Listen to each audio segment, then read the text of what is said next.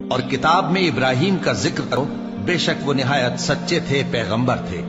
جب انہوں نے اپنے باپ سے کہا کہ ابا، آپ ایسی چیزوں کو کیوں پوچھتے ہیں جو نہ سنیں اور نہ دیکھیں اور نہ آپ کے کچھ کام آ سکیں؟ ابا، مجھے ایسا علم ملا ہے جو آپ کو نہیں ملا، تو میرے ساتھ ہو جائیے، میں آپ کو سیدھی راہ پر لے چلوں گا۔ ابا، شیطان کی پوجا نہ کیجیے، بے شک شیطان اللہ کا نافرمان ہے۔ ابا، مجھے ڈر لگتا ہے کہ آپ کو اللہ کا عذاب آ پکڑے تو آپ شیطان کے ساتھی ہو جائیں۔ اس نے کہا کہ ابراہیم، کیا تو میرے معبودوں کے خلاف ہے؟ اگر تو باز نہ آئے گا تو میں تجھے سنسار کر دوں گا اور تو ہمیشہ کے لیے مجھ سے دور ہو جا۔ ابراہیم نے سلام علیکم کہا اور کہا کہ میں آپ کے لیے اپنے پروردگار سے بخشش مانگوں گا، بے شک وہ مجھ پر نہایت مہربان ہے۔ اور میں آپ لوگوں سے اور جن کو آپ اللہ کے سوا پکارا کرتے ہیں ان سے کنارہ کرتا ہوں اور اپنے پروردگار ہی کو پکاروں گا۔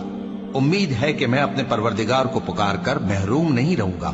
اور جب ابراہیم ان لوگوں سے اور جن کی وہ اللہ کے سوا پرستش کرتے تھے الگ ہو گئے تو ہم نے ان کو اسحاق اور اسحاق کو یعقوب بخشے اور ہر ایک کو پیغمبر بنایا، اور ہم نے ان کو اپنی رحمت سے بہت سی چیزیں عنایت کی اور ان کا ذکر جمیل بلند کیا۔ اور کتاب میں موسیٰ کا بھی ذکر کرو، بے شک وہ ہمارے برگزیدہ تھے اور رسول تھے، نبی تھے، اور ہم نے ان کو طور کی داہنی طرف سے پکارا اور باتیں کرنے کے لیے نزدیک بلایا، اور اپنی مہربانی سے ان کو ان کا بھائی ہارون پیغمبر بنا کر عطا کیا۔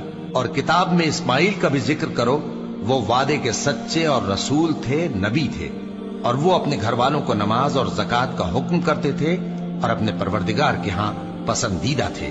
اور کتاب میں ادریس کا بھی ذکر کرو، وہ بھی نہایت سچے تھے، نبی تھے، اور ہم نے ان کو اونچی جگہ اٹھا لیا تھا۔ یہ وہ لوگ ہیں جن پر اللہ نے اپنے پیغمبروں میں سے فضل کیا، یعنی اولاد آدم میں سے، اور ان لوگوں میں سے جن کو ہم نے نوح کے ساتھ کشتی میں سوار کیا، اور ابراہیم اور یعقوب کی اولاد میں سے، اور ان لوگوں میں سے جن کو ہم نے ہدایت دی اور جنہیں برگزیدہ کیا۔ جب ان کے سامنے ہماری آیتیں پڑھی جاتی تھیں تو سجدے میں گر پڑتے اور روتے رہتے تھے۔ پھر ان کے بعد چند ناخلف ان کے جانشین ہوئے جنہوں نے نماز کو ضائع کر دیا اور خواہشات نفسانی کے پیچھے لگ گئے، سو ان قریب ان کو گمراہی کی سزا ملے گی۔ ہاں، جس نے توبہ کی اور ایمان لایا اور عمل نیک کیے تو ایسے لوگ بہشت میں داخل ہوں گے اور ان کا ذرا نقصان نہ کیا جائے گا، یعنی ہمیشہ کی بہشتوں میں جس کا اللہ نے اپنے بندوں سے وعدہ کیا ہے کہ جو ان کی آنکھوں سے پوشیدہ ہے۔